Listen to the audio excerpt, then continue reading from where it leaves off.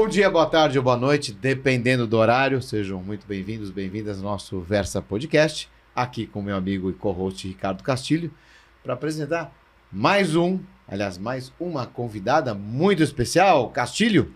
Renato, meu amigo, um Versa muito especial hoje para falar de um tema que é um tema de interesse de todos, né? E muito, muito especial. Então nós recebemos aqui Marta Helena Chu, que é especialista em ciberseguro ou cybersecurity. Então nós vamos conhecer um pouco da história da Marta e saber um pouco dessa área de seguro, né? De incidentes para empresas pequenas. Então tem muita coisa legal que nós vamos aprender hoje aqui com a Marta. Marta, muito obrigado pela sua presença. Uma alegria recebê-la aqui. Eu que agradeço, estou super feliz de estar com você. Sou fã do podcast. Renato, conheço há muito tempo, então é uma honra estar aqui com vocês hoje. Não só compartilhando um pouquinho, mas também aprendendo com vocês, porque eu tenho certeza que esse bate-papo vai ser bem rico em conversa. Castilho, se a Marta não foi a primeira, é uma das primeiras, mas acho que ela foi a primeira a explorar esse tema com força aqui no Brasil, o seguro cyber. E agora a gente deve ir mais para IA também, mas a gente vai discutir aqui. Mas eu queria só fazer esse registro. Não faz tanto tempo, faz um tempinho, vamos dizer assim. Mas eu lembro que a gente começou o primeiro debate sobre essa questão, se não me engano, num evento na IBM, quando a gente começou, antes da LGPD, tratando desse assunto. LGPD, fizemos o Cyberview. Cyberview. Então a Marta é uma das primeiras referências do precursora, Brasil, né? Mas é só procurar a Marta lá no Google que você vai ver as palestras, os cursos, né? Professora. Então, e esse tema é um tema... ela contar a história dela? Sim, sim. Né? Porque hoje ela começou, eu lembro, não tinha nada de cyber. Era tudo mato. De repente, aqui agora ela está uma referência maior ainda. Trabalha por hobby, né, Marta? Então, Quem dera, quem dera. Conta um pouquinho da sua história pra gente. Bom, gente, acho que a minha história de cyber é bem inesperada, né? Então, eu jamais pensei que eu estaria hoje liderando uma área relacionada à segurança cibernética. Se você fosse perguntar a Marta de 20, 25 anos atrás, não era isso que eu tinha em mente para o desenvolvimento da minha carreira. Para quem não me conhece, então, eu sou gaúcha, né? Acho que o sotaque denuncia um pouquinho em relação a isso. E eu saí do Brasil bem jovem. Eu ganhei uma bolsa de estudos e fui estudar na Inglaterra com 16 anos, onde eu me formei, comecei minha carreira profissional, trabalhei em mercado financeiro. E lá pelas tantas, depois de 12 anos na Inglaterra, eu decidi que eu queria voltar para o Brasil. Sofri um acidente, fui atropelada por um ônibus, aqueles de 2 andares. Em Londres? Em Londres, exatamente, voltando para casa de bicicleta. E com isso eu comecei a refletir o que eu queria fazer da minha vida. E Londres já não era o lugar que eu queria permanecer. Voltei para o Brasil, todo mundo achou que eu estava louca na época, inclusive meu ex-chefe. Trabalhava para a Société Générale nessa época. E surgiu um convite, um ano e pouco depois de eu já estar aqui no Brasil, para trabalhar com seguro. Eu tinha me aprofundado um pouco em relação à questão digital. Eu participei da migração do último pregão físico para o online, então, que foi do London Metals Exchange, era a área que eu estava inserida dentro da Société Générale. Então, eu tinha um viés de entendimento de linguagem técnica de tecnologia e, ao mesmo tempo, de entendimento, né, do universo financeiro. E muito visionário o pessoal, né, na época da JLT, que foi uma corretora de seguros britânica, que estava aqui no Brasil. Eles tinham esse desejo de trazer um produto de cyber que já rodava, especialmente no mercado americano, como algo que poderia vir a acontecer no futuro. Estou falando de 2015, pessoal. E com isso, voltei a estudar. Então, fui passar um tempo em Nova York com o time da JLT em Nova York, fiz uma especialização em cibersegurança. Voltei para o Brasil e os incidentes do WannaCry e tudo mais começaram a acontecer. E com isso o assunto começou a ganhar relevância. Foi aí que eu estive com o Renato, com a equipe da Opsi Bloom, que literalmente me abraçaram, porque já eram a referência, né? Então, relacionada a essa questão de direito digital no Brasil, era um tema que ninguém falava. Eu até lembro, em relação a visitar clientes que não eram bancos ou instituições que tinham, né, grande quantidade de dados, ou até comércio varejistas, que eles acreditavam não ter esse risco. Então, eu acho que lá atrás o trabalho começou, né, então, na minha carreira, desenvolver a pauta de cibersegurança com conhecimento. Eu sempre costumo dizer que, muito mais do que vender seguro, eu faço um papel de educar a respeito do risco. E isso tem origem em relação ao entendimento das diversas indústrias a conhecer o risco cibernético, não pela esfera só da questão de dados, mas pelas consequências que a tecnologia traz, não só pelos benefícios, né? Então, de lá para cá, o produto se desenvolveu bastante no Brasil e, felizmente, né, muitas empresas começaram a entender que a reboque dessa nova tecnologia, do uso amplo, né, da esfera da digitalização, da automação, né, e agora do uso da inteligência artificial, a gente tem um novo risco. E cada vez mais, então, o seguro se faz presente e eu continuo aqui, né, Renato? Ainda não estou trabalhando por hobby, quem sabe em breve. Então, hoje... Porque os incidentes só aumentam, né? Os incidentes só aumentam, já assinei vários cheques, você já atuou com algumas crises comigo, né? Então, em alguns clientes em que a gente teve, né, grandes perdas. E, consequentemente, acho que o seguro se tornou um pilar bem importante dentro da governança das organizações, cada vez mais presentes e não como algo, legal eu ter, ou isso aqui não vai acontecer com a minha empresa. Eu acho que hoje, e até tem dados, né, da própria indústria de seguro, que uma empresa hoje está 5 vezes mais sujeita a ter um incidente cibernético do que um incêndio que venha causar prejuízos na sua organização. 5 vezes, exatamente. Então, tá vendo? Você aí contratando seguro de proteção para o seu imóvel e não contratando seguro cyber, a probabilidade é muito maior, né? Mas sabe que essa questão, né, de seguro, a gente está acostumado, e aí eu estou falando de uma geração que agora começa a acordar, né, para isso que está acontecendo com essa virada dessa revolução tecnológica. A gente está acostumado com bens tangíveis, né? Então, uma corporação, uma companhia, ela mensura o que ela tem, pelo menos era assim, né? Pelos seus bens imóveis, né? Pela sua até por intangíveis, mas o que ela não como está hoje. Hoje as maiores empresas não têm bens tangíveis, né? Sei lá, aqui no Brasil a gente pode pegar o iFood como exemplo e outras que é uma plataforma. E o Mercado Livre, né? A gente teve com o Stélio aqui. Você imagina o risco de um incidente numa dessas companhias, prejuízo que eles podem ter, e não tem como falar, não, a minha tecnologia é toda bem formatada, eu investi em segurança, Não, né? Eu acho que até enfim, os hackers, ou então as pessoas que tentam penetrar nas empresas para poder subtrair os dados, estão se sofisticando também cada vez mais. E aí o seguro entra no meio disso. E a gente falava um pouquinho no bastidor, né, Renato, de o acesso a esse seguro. Acho que não se fala muito. Quando a gente fala em seguro, você pensa de fazer seguro do meu carro, né, da minha... Mas falando aqui para um público geral, a gente está falando que o seguro de cyber, o ciberseguro está chegando para todos, né? Talvez nós vamos democratizar, Marta, é isso? A gente está conseguindo democratizar, mas deixa eu só voltar a um ponto em relação a essas grandes empresas que têm grandes quantidades de dados e que têm efetivamente, né, grandes esferas de segurança. Primeiro que não existe segurança 100%. Mesmo que você investir nas melhores ferramentas do mundo, nenhuma delas vai dar a garantia que a tua empresa não possa ser atacada, porque não existe, simplesmente não existe. E independente de você ser iFood, a Mercado Livre ou uma indústria, eu já tive incidente em indústria que as 14 plantas ficaram paralisadas e nenhuma mercadoria, né, poderia sair de lá em decorrência de não haver sistemas. A gente precisa pensar a respeito que a maneira de nós fazer negócios mudou.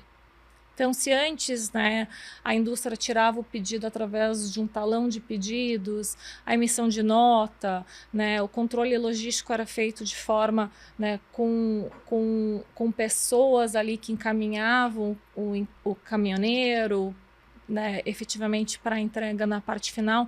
Hoje nós temos toda uma cadeia de produção toda no digital. E as pessoas desaprenderam a fazer negócio como era na forma analógica. Então, qualquer empresa hoje está suscetível aos impactos de um incidente cibernético, independente de elas serem, né, nativas digitais, como o Mercado Livre, como o iFood, ou elas serem empresas mais tradicionais, que elas têm linhas de produção, né, equipamentos, operação portuária, enfim, o que quer que seja a atividade. Então, acho que é importante a gente conscientizar. E o seguro, né, cyber, ele evoluiu muito nos últimos anos. Se inicialmente era algo que era visto como distante alcance para as empresas, hoje ele tem um acesso mais fácil, especialmente para as pequenas e médias empresas. E aí eu tenho, né, muito orgulho de falar, a gente trabalhou num projeto durante muitos anos, junto às seguradoras, para conseguir fazer algo inédito, que é democratizar o acesso ao seguro cyber para as empresas de menor porte. A gente sabe que as empresas de menor porte hoje são a base da pirâmide da economia do país e muitas delas, inclusive, prestam serviços às grandes organizações. Então, de nada adianta eu construir um muro ao meu redor, eu grande organização, se eu tenho pontos de conectividade, se eu tenho pontos de dependência, as pequenas e médias empresas que talvez não estão tão aderentes ao nível de segurança. E o que a gente pode fazer para melhorar isso? Ajudar a colocar elas na esteira, né, de governança, através do incentivo da adoção de ferramentas. Então, o seguro para pequenas e médias empresas, ele não vem só de uma forma simplificada em relação à contratação. Hoje você não precisa mais de 50 perguntas, que muitas PMEs nem têm, né, aqueles controles adotados, ou uma pessoa hoje qualificada para responder isso. Acho que essa é uma das grandes dificuldades. Geralmente tem lá o equipe, ou quando muito, algumas pessoas mais voltadas para a esfera da tecnologia do que para a parte da governança de segurança. Então a gente endereçou isso entre colocar apenas controles realmente básicos dentro da questão declaratória, e a gente também aderiu algumas ferramentas de forma gratuita, para que essa PME possa melhorar em relação à sua maturidade de segurança. Então, se ela não tem hoje, por exemplo, a aplicação de um multifator de autenticação, ou ela não tem, né, efetivamente um firewall aplicado, ela talvez venha a receber isso de forma gratuita através da adesão do seguro. Por quê? Porque é mais interessante para a seguradora ter ela com essa aderência do que acionando o seguro. Aí vocês vão me dizer, Marta, mas aí o custo vai estar elevado, porque você não está dando só cobertura financeira, mas está dando proteção para ela também, né? Não, pelo contrário, a gente conseguiu, de novo, democratizar. E aí a gente tem apólices a partir de R$2.000 por ano, né? E isso, bom, hein? Isso vai em linha com o limite que a empresa tem a assegurar. Isso traz um respiro para o pequeno e médio empresário que está se tornando cada vez mais vítima, né? Então, dados que saíram recentemente demonstram que os incidentes voltados para PMEs cresceram em cerca de 140% aqui no Brasil, tá? Elas têm pago, em média, R$150 mil em relação a resgates, porque elas não sabem a quem recorrer. A grande empresa liga lá para o Renato, né? Lá para a equipe da Ops e diz, socorro, estou com um incidente aqui, preciso reportar a NPD, preciso investigar, preciso estruturar todo um processo de comunicação. A pequena e média empresa não sabe nem para quem ligar. E aí ela acaba cedendo à pressão e muitas vezes, né, gastando de forma ineficiente e nem recuperando, né, então os seus dados e consequentemente caindo na mão do criminoso. E a gente quer tirar isso. A gente quer ajudar a empresa a melhorar a sua governança e a tratar da crise de forma mais inteligente, tendo acesso então através da apólice seguro, acesso a fornecedores qualificados que possam tratar, né, efetivamente desse risco, das ações necessárias da mesma forma que uma grande empresa trata, e quem vai estar pagando por isso é a seguradora, não vai sair do bolso dela. Marta, importante esse tema. Estou com 3 temas aqui. Vamos nesse link aqui com ela. Questão do pagamento. Então, a empresa sofre a extorsão e ela está com a sua operação parada. Quando ela deve ou deveria pagar essa extorsão? Ou não deveria? Eu vou dar minha opinião pessoal, tá? Em relação a isso. Eu, no papel, né, de uma organização, eu não pagaria esse resgate, tá? E, curiosamente, Renato, eu não tive nenhum dos meus clientes que foram vítimas de ransomware que pagaram o resgate. Por conta do fôlego financeiro que o seguro traz, eles conseguiram ter mais tempo para recuperar sistemas, para restaurar e para restabelecer e gerenciar a crise diante disso. E por que eu digo, né, que eu não pagaria? Porque 80% das empresas que pagam acabam se tornando vítimas de novo em relação a isso. E ainda que você pague, você está negociando com um criminoso. Você não sabe se você vai receber os dados, você não sabe, né, se efetivamente ele vai agir, né, de índole coerente com aquilo que está sendo combinado. Sim, há casos que foram devolvidos dados, há casos que o criminoso, né, fez aquilo que era combinado, mas a gente não sabe o que isso pode desenrolar. Então, se eu estivesse na cadeira de decisão hoje, e é muito fácil eu falar isso porque eu estou no local onde efetivamente eu não estou enfrentando as pressões de um board, ou já tenho, né, um pouco da experiência de ter vivenciado algumas crises, eu não pagaria. Mas eu entendo também aquele profissional, aquele CEO, né, ou aquela empresa que acaba cedendo às pressões. Pagar um resgate hoje tem que ser algo muito bem pensado e coordenado, inclusive com as autoridades. A gente está falando de criminoso, não é diferente do bandido que está aqui roubando celular só porque ele não suja a mão. Então acho que é isso que a gente precisa começar a entender. Aproveitando, eu também acho que o ideal é não pagar, evitar o máximo, né? Mas o dilema que vem é com relação à operação. Eu não consigo subir a minha operação, eu preciso que o meu sistema seja desencriptado. Então é isso que faz ter esse desejo, essa vontade. Mas, por outro lado, como é que está a maturidade das empresas? Porque se você tem uma estrutura pronta de resposta a incidentes, que existem algumas seguradoras que exigem essa parte mínima que a gente vai comentar depois. Como é que está essa maturidade? As empresas... Porque a nossa impressão... Vamos lá, você está aqui porque o seguro está sendo cada vez mais necessário. Uma parte do meu trabalho também envolve essa resposta. Então, está acontecendo mais os incidentes, as invasões, os ataques. Nós sempre falamos em educação, vamos lá, vamos, né, passar conscientização de segurança, aplicar patches, mudar senhas, todo tipo de coisa, duplo grau ou multifator de autenticação, etc. Como é que você vê? Isso está fazendo efeito ou não está fazendo efeito? Ou é consequência do aumento do uso da tecnologia? Por que está aumentando tanto? E essa maturidade tá vindo ou não está vindo junto? Eu achei excelente o seu ponto. 2 coisas. O crime cibernético está aumentando.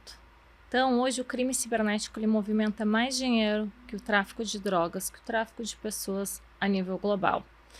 Então, isso faz com que efetivamente a gente veja, sim, mais incidentes. Hoje o crime cibernético movimenta cerca de 8 trilhões de dólares no mundo. Se fosse uma economia, seria a 3ª maior economia global. Então, por isso que a gente vê efetivamente mais incidentes. Mas, por outro lado, se a gente pegar, então, inclusive o número do universo que eu estou inserida, que é seguros, tá? 2020 e 2021 foi um show de horror para nós em pagamentos de sinistros. As carteiras todas, né, ficaram negativas, tanto aqui no Brasil quanto fora dele. As seguradoras perderam dinheiro vendendo seguro cyber. Teve algumas que, inclusive, retiraram os seus produtos, né? Então, não vou mais vender seguro cyber porque isso aqui é algo muito acionado e efetivamente não faz sentido, eu não faço dinheiro. Seguradora não é ONG, né, de caridade. Eles também estão ali para fazer dinheiro no final do dia. Se a gente olhar os números, consequentemente, após a pandemia, não foi porque a pandemia acabou, mas porque as empresas investiram em maturidade e a régua de contratação, especialmente para as grandes empresas, que aí a gente tem um olhar, sim, também para os terceiros, que volta para a questão dos PMEs, mas vamos olhar para as grandes empresas, elas têm uma régua muito mais alta em relação à governança. Elas precisaram adotar mecanismos relacionados a ferramentas, a processos, a sistemas, que efetivamente criam uma maior barreira de proteção para que dificulte, né, a exploração por parte dos hackers. E com isso, a gente tem percebido, sim, uma diminuição em termos de magnitude de impacto e até mesmo de frequência. O hacker está preferindo até explorar aquela empresa que não investe. Eu sempre digo para as pessoas, né, numa selva, você não precisa correr mais que o leão. Você precisa correr mais que a pessoa, que o amiguinho que está do lado. Em cibersegurança é a mesma coisa. Efetivamente, eu não preciso ser a NASA em termos de cibersegurança. Mas eu preciso estar melhor que os meus pares. Por quê? Porque, efetivamente, todos nós estamos suscetíveis ao mesmo tipo de ataque. O hacker, ele vai explorar aquilo que está mais fácil de ele chegar naquele honeypot, naquele pote de mel, onde ele vai conseguir criptografar, ele vai conseguir chegar no resultado. A não ser que realmente a tua empresa seja o alvo específico. Hoje eu acordei e decidi atacar empresa X, que são mais raros, tá? Esses tipos de ataque, porque a maioria dos ataques hoje eles estão de forma automatizada, com IA, com sistemas, então todo mundo está sujeito ao mesmo tipo de incidente. E o que vai permear dentro do teu sistema são as proteções, os mecanismos que você colocou para dificultar, tá? Pensa como num condomínio ou uma casa de rua, dentro desse sentido. Então, para fazer um paralelo, mais fácil o ladrão entrar dentro do condomínio ou na casa de rua? Ele vai explorar o que primeiro, se ele puder escolher? É assim no ambiente digital também, gente. Então, por isso que a gente precisa começar a olhar o todo. Não é só uma questão de que, sim, há incidentes acontecendo. Há incidentes acontecendo porque o crime aumentou no mundo digital. Dinheiro é um número na tela, o dado vale. Nato, você sabe melhor do que eu quanto um dado vale hoje em relação à Deep Web. E, consequentemente, a gente ainda vê uma grande maioria de empresas pagando o resgate.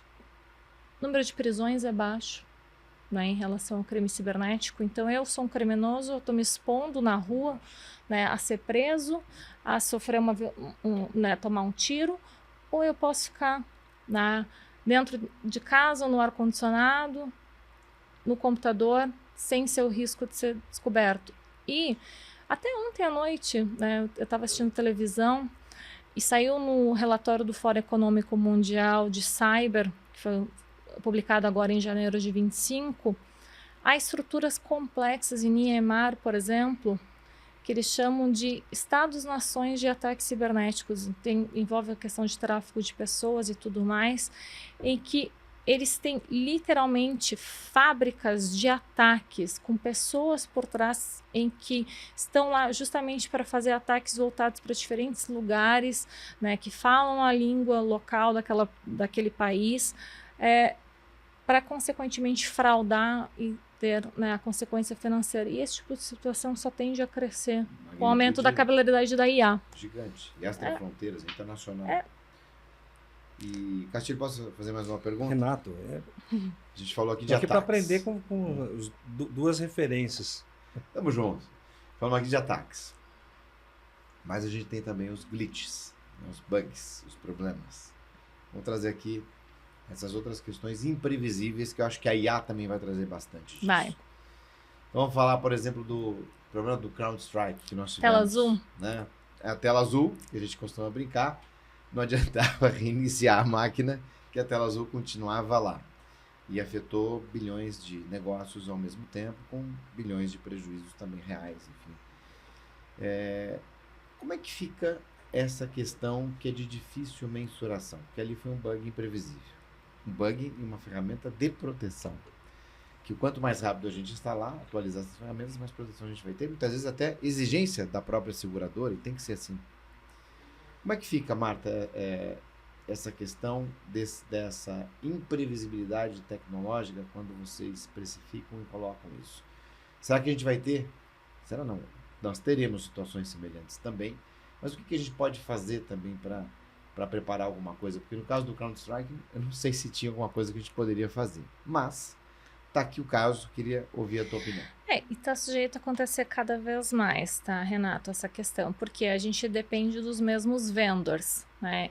Eu acho que se a gente olhar, não só em termos de segurança, mas em termos de tecnologia, né? Tá todo mundo dependente dos grandes vendors. Armazenagem de dados é Amazon, Oracle, a Azure da Microsoft, né? Então tem algumas coisas locais, mas eu brinco que tá todo mundo no mesmo, não barco, no mesmo mar. Alguns têm lanchinhas, outros têm, né, transatlânticos. Não no barco, mas no mar. Boa. Tá? E aí, a depender de como vier a onda, alguns vão ter impacto maior e outros menores. O que é o barco, então? É a preparação que você tem nesse sentido. E dentro dessa questão, né, do incidente envolvendo a CrowdStrike, o universo de seguros absorveu grande parte dessas perdas, tá? Então, para grandes organizações, a gente olha, sim, a correlação dos terceiros. Então, o que tem de aplicação? E você está certo quando você disse que as seguradoras querem, sim, que as atualizações sejam feitas dentro de uma janela, né, de tempo. Então, a seguradora, né, ela tem, sim, uma solicitação de você fazer atualização de patches, especialmente aqueles patches que são mais críticos. Lembrando que o patch mais crítico vai até ao nível 9, né? Então, em relação. Quando vem um nível 9, geralmente você tem aí 48 horas para fazer a aplicação disso, que seria o que a seguradora gostaria que você fizesse.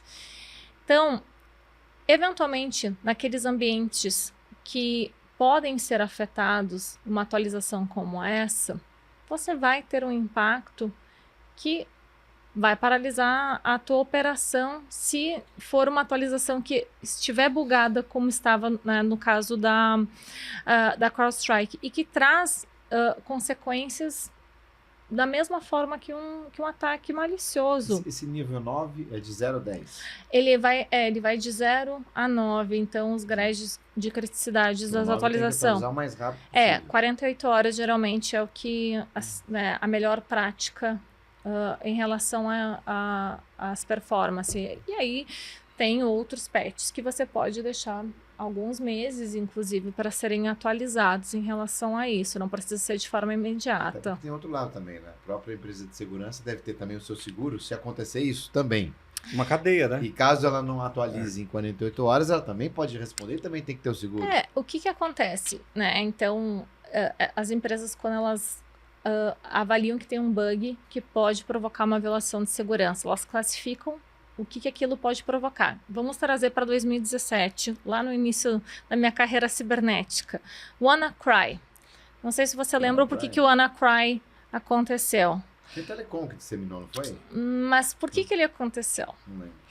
Foi uma atualização que a Microsoft passou de um bug de segurança que poderia ser explorado para uma vulnerabilidade maliciosa, e eles publicaram em março. E a maioria das empresas não fez essa atualização. Então, quando chegou maio, houve então essa contaminação maciça. Por quê? Porque os agentes maliciosos pegaram justamente essa questão que havia, então, né, essa possibilidade de ser explorada em empresas que tinham instalação daquela versão, né, do Microsoft Office, agora não me lembro exatamente qual, e que puderam explorar então a vulnerabilidade e implementar o malware dentro, que fez com que o WannaCry se espalhasse de forma maciça. Não instalaram lá em março, né? O cronograma de atualização. Que já, isso em tese, foi superado pelo caso da CrowdStrike, que a atualização já foi automática. Exatamente. Uma coisa pega a outra. Mas isso tem que estar previsto na policy? Ela está prevista na declaração de contratação do cliente. Então, quando o cliente, grande porte, gente, não pequena empresa, tá? Vamos separar a pequena da grande. A empresa de grande porte, ela coloca lá quais que são os cronogramas de atualização de vulnerabilidade crítica dentro, né, de um quadro de horas ou de dias. Severa, média, não severa, ela se autodeclara em relação a isso, tá? Para que a seguradora venha aceitar o teu risco. Por quê? Porque se eu coloco que a minha severidade crítica eu vou só atualizar daqui a um mês, tu está piorando o teu risco, né? É como a manutenção do teu carro. Você sabe que você precisa fazer de tanto em tanto tempo. Você decide não fazer, ficar um ano, por exemplo, né? Então vamos pegar dentro do mesmo escopo do que pode trazer. Decido ficar um ano sem fazer a manutenção, você está assumindo um risco muito maior. A seguradora também, de que você vai ter um problema, vai acabar batendo o carro.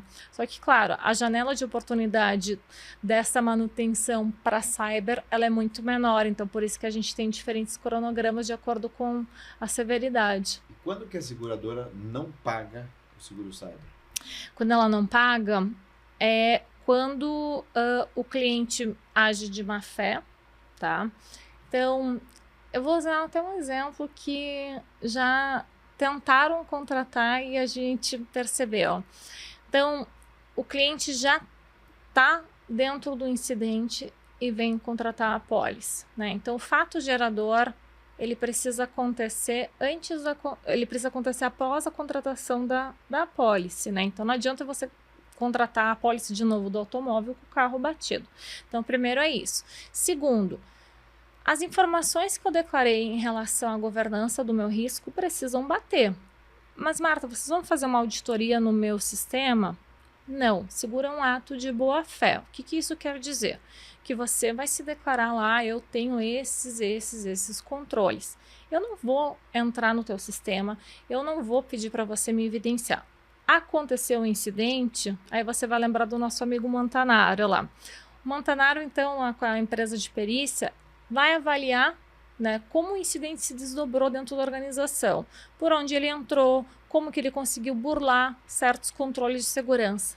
Ali, a gente vai perceber se as informações que você declarou em relação à tua governança batem com o que você efetivamente tem no teu ambiente. Se a gente perceber, por exemplo, que não havia um firewall ou um EDR ou uma segregação de ambiente, né, e você declarou que tinha isso, opa, você mentiu, né? Então declarou informação falsa, mentir para a seguradora. Teoricamente é crime, né? Seguro é um produto regulado, é um produto financeiro, então muito cuidado com as informações, não é só passar na prova, isso aqui não é uma auditoria, né? Eu sempre falo para os meus clientes, mesmo que seja uma infeliz verdade, tu gostaria de estar com aquele controle e às vezes para fins de auditoria tu fala que tu tem alguma coisa um pouco além do que é, para mim você precisa falar a verdade, porque senão o seguro não vai servir de nada. Então tem essa questão. E por último, uma coisa também que a seguradora não vai indenizar é se as provas, as informações não vierem de forma, né, bem claras. Então, você não gerar, por exemplo, um relatório de perícia, você não ter transparência nos custos relacionados ao teu incidente e resposta. Então, contratei lá o escritório do Renato, o escopo não bate com aquilo que a seguradora efetivamente cobre. Então, a gente precisa realmente detalhar. E aí, para isso, o papel do corretor é fundamental, porque geralmente ele que instrui como os relatórios devem ser construídos, que provas precisam ser, né, evidenciadas, porque a seguradora do outro lado, né, ela vai assinar o cheque, mas ela não vai assinar o cheque para qualquer coisa. Ela precisa realmente receber de acordo com o que consta no contrato. A pólice de seguro é um contrato, né? Então, tem obrigações dos dois lados da mesa, do lado do cliente e do lado da seguradora. Se o cliente não cumpre com o lado dele, efetivamente a seguradora não vai cumprir com o lado dela, né? E tem... a seguradora se preocupa, por exemplo, vou sempre comparando aqui com o seguro de carro, antigamente eles davam um rastreador, né? Tem alguma questão para mitigar os riscos, né? Porque você sempre vai depender de auditoria, de perícia, para poder identificar, sobretudo nessa área que tem muita subjetividade, né? Tem não tem barreira, você pode ter invasor do mundo inteiro. É. Então, vocês têm esse cuidado. Estou falando agora de um grupo de PMEs, né? Porque eu acho que as grandes, que aí talvez seja um perfil de maiores clientes, né? Tem outros cuidados, talvez já façam isso. Mas para os pequenos, tem alguma questão manual, talvez um manual, ou a rigor vocês colocam algumas condições de implementar isso ou aquilo? Para as PMEs, com certeza. E isso é um benefício, inclusive, para elas. É como você contrata, então, a tua pólice de automóvel, recebe o seguro de danos elétricos para tua casa, ou chaveiro, aquela coisa. Em cyber, a gente também tem alguns benefícios. Ferramentas, tem alguns processos que vêm de graça. Por exemplo, treinamento de phishing em uma plataforma. Enfim, várias coisas que também beneficiam a grande empresa. E na grande empresa, a gente está cada vez mais caminhando para o universo de telemetria. Tu falou a respeito do rastreador de carro, né? Então, na pólice de automóvel, de transportes. No universo de seguro cyber para as grandes empresas, e é bem importante vocês saberem, pessoal, num primeiro momento, as seguradoras não dialogavam tanto com as empresas de tecnologia. Eu aqui no Brasil, inclusive, forcei muito esse diálogo, porque era um entendimento tão distante que o mercado segurador tinha em relação ao universo de risco do que elas estavam assumindo, que pareciam duas coisas distintas. Hoje não, já é algo muito mais uniforme. Então, as grandes empresas agora, elas podem efetivamente receber ferramentas que fazem avaliação desse perímetro de tecnologia, entendam como elas estão aplicadas em relação à sua maturidade, né? Então, através de leitura de dados telemétricos dentro do seu ambiente, com autorização do cliente, ninguém vai invadir o ambiente de nenhum cliente, nada de forma maliciosa, para que efetivamente se avalie como está se comportando o risco. Lembrando que o risco cibernético é um risco evolutivo, tá? O que hoje a gente tem de garantia não é certeza para amanhã, porque pode surgir uma nova vulnerabilidade, surge uma nova tecnologia. Então, consequentemente, através dela avaliar, através de dados telemétricos, como está se comportando esses novos nocivos contra os sistemas, você consegue já se antecipar para que efetivamente ações possam ser feitas e minimizar, né, e gerenciar o impacto. Então, para as grandes organizações também tem isso, que é bem interessante porque ajuda efetivamente na gestão desse risco, que é crescente para todo mundo. Então, não é mais só uma questão, eu tenho uma pólice hoje de cyber para mitigar as minhas perdas financeiras. É para demonstrar que eu estou fazendo todo o zelo, né, em relação à gestão de um risco que ele vai mutuando todos os dias. Marta, no caso de um incidente, então recebi a informação de que eu tenho, por exemplo, um possível vazamento de dados.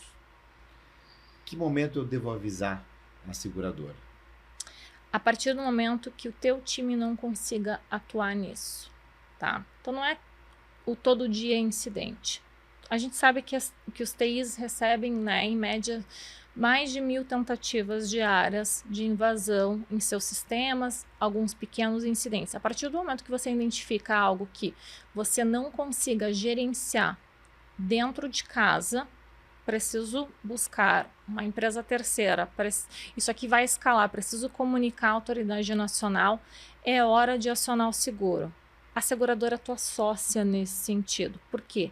Ela tem interesse em mitigar as perdas financeiras. Lembra que é ela que vai assinar o cheque em relação a isso. Então, ela vai te colocar à disposição tudo que é possível e imaginável para que a situação seja contornável da melhor forma possível. Seja acionar a turma do Renato no domingo à noite, né? E aí a gente tem um SLA diferenciado, ou de uma perícia digital, ou a gente ofertou táxi aéreo, né? Durante a pandemia, para um cliente que os servidores que ficavam, né, dentro de casa, então eles não tinham no ambiente de cloud, para levar as pessoas para lá, então, né, especialistas para reconstruir o ambiente. Por quê? Porque era mais barato fazer isso do que esperar eles chegar de carro, 6, 7 horas de carro, iam chegar exaustos, não iam conseguir trabalhar. Então, tenha isso como um aliado. E eu ainda entendo, né, que diante das consequências e desdobramentos que podem ter em relação a uma questão regulatória, e hoje a gente tem um arcabouço grande, não só aqui no Brasil, né, mas empresas, por exemplo, que têm exposição nos Estados Unidos em negociações de capital aberto ou, né, com debêntures lá, a gente tem a questão da SEC. O seguro ele pode ser visto como atenuante pelas questões regulatórias. Por quê? Porque você está demonstrando para o órgão que você tem um risco aceitável pelo ponto de vista da seguradora.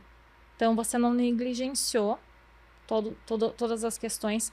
Efetivamente, você também tem um arcabouço financeiro que é independente e que exige uma avaliação independente para que isso seja, né, acionado. Então, eu acho que isso demonstra uma governança bem estruturada para a empresa. Castilho, temos 5 minutos. Posso fazer a última? Claro. Hoje eu estou abusando aqui. É o seu tema, Renato. Eu estou aqui aprendendo. Inteligência artificial. Né? Quais são aí as perspectivas para o seguro envolvendo a IA? Não só a IA, mas as consequências também pelo uso da IA, que são muito difíceis da gente prever e mensurar. Mas o que o mercado está pensando sobre isso? Sabe que a gente não tem exclusão no momento para incidentes envolvendo IA? Então, as empresas estão adotando, né, hoje, cada vez mais o uso de inteligência artificial e não é uma excludente do seguro. Inclusive, ajuda, então, que as empresas venham adotar. Claro que há informações a serem declaradas, mas não é uma excludente. A gente imagina que novos tipos de incidentes vão surgir, mas também vai melhorar a proteção. Por quê? Porque hoje a gente tem muitas coisas que ficam dentro da capacidade de monitoramento humano para identificar, né, certas esferas. E a tecnologia vai conseguir associar aquilo de forma muito mais rápida e mais razoável. Então, a gente, como tudo, né, tem o ônus e o bônus, em A gente também vai ter em relação a isso. O mercado segurador não vê isso de forma negativa, tá? Vê sim hoje o uso da IA sendo de forma mais célere pelos atacantes do que efetivamente pela adoção pelas empresas para ajudar na mitigação dos riscos neste momento. Por quê? Porque custa caro, né? Então as empresas acabaram de fazer a implementação de ferramentas que elas acreditavam ser de última ponta e agora já tem que fazer uma última atualização. E é sempre aquela coisa, né? Os meus pais foram empresários, outro dia eu falei isso. Você tapa o pé para destapar a cabeça, né? Então tapa o pé, destapa a cabeça. Por quê? Porque o empresário ainda precisa fazer a adoção da IA para melhoria operacional, para ganho operacional. Então ele não vai investir em segurança no primeiro momento sem ter investido no ganho, né, dessa tecnologia. E a gente precisa compreender o momento também das empresas em relação à adoção disso. Mas o mercado segurador está preparado sim para ajudar e absorver, então, consequências relacionadas a esse tipo de risco. Olha, hoje foi utilidade pública, porque ela trouxe aqui, né, pensando em as pequenas empresas mesmo, né, que não tem isso em mente, pelo menos a gente que eu conheço não pensa nisso, né? E cada vez mais, né, Marta, é necessário. Então, uma empresa pequena que trabalha com serviço, que depende da tecnologia, todas dependem, mas algumas de uma forma mais intensa, né? Eu tenho que esperar acontecer o fato, ou seguro a gente sabe que tem a natureza de prevenção, né? A gente faz um seguro não é nem para usar. Aliás, você paga um seguro para não usar nunca. Esse é o mundo ideal. Mas, quando que eu devo procurar? Quando que a empresa deve procurar o seguro? Hoje, né? A empresa deve procurar hoje. E o mais interessante, pessoal, se você procurar um corretor qualificado e você não estiver hoje preparado, né, para a colocação de seguro, porque talvez você é uma empresa já de grande porte ou até a pequena que não tem aqueles mínimos requisitos. A gente não vai literalmente fechar a porta para você. A gente vai ajudar você a entender quais são as prioridades para melhor gerenciar o teu risco em 2 temas, tá? Reduzir a probabilidade de um incidente, que é o que a seguradora está preocupada, e a severidade. Porque incidentes pequenos portes, eles podem acontecer. E aí, financeiramente, tu tem condição de assumir isso. Eu sempre falo para grandes empresas, né? Não é o primeiro milhão que vai te matar, ou 5 milhões, se você é uma empresa de 1 bi de faturamento. Tu tem que pensar para cima, onde o teu acionista vai começar a gritar se tiver um problema, né? E para a pequena empresa, ela também, às vezes, vai ter certas esferas que ela consegue assumir. Então, o que eu estou preocupada em ajudar as empresas a se atentar? A reduzir essa probabilidade, primeiramente, o incidente acontecer, e a severidade. Quando a gente trata desses 2 pontos de dor, tudo que acontece dentro do nosso ambiente se torna mais gerenciável, e aquilo que não é passado para a seguradora. Muito bom.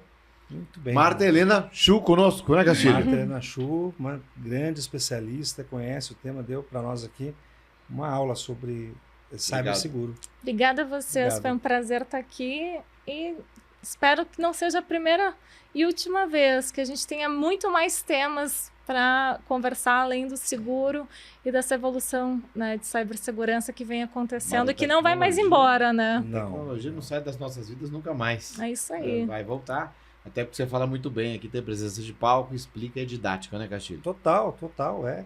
Bom, é professora, né, Renato? Então, a gente já tem essa facilidade aqui de conversar e aprender. Muito obrigado. E tenho certeza que a próxima vez que ela voltar já vamos ter dados, né? Eu gostei muito, porque a gente sabe que o ciberseguro para as grandes companhias já é algo que, não sei em termos de valores quanto já se negociou, né, aqui no Brasil, mas as pequenas empresas eu sei que elas estão sabendo disso a partir de hoje, né, de uma forma mais intensa. Então, muito obrigado. Obrigada. E até a próxima. Pessoal, até a próxima. Fiquem bem, fiquem com Deus. Abraços digitais.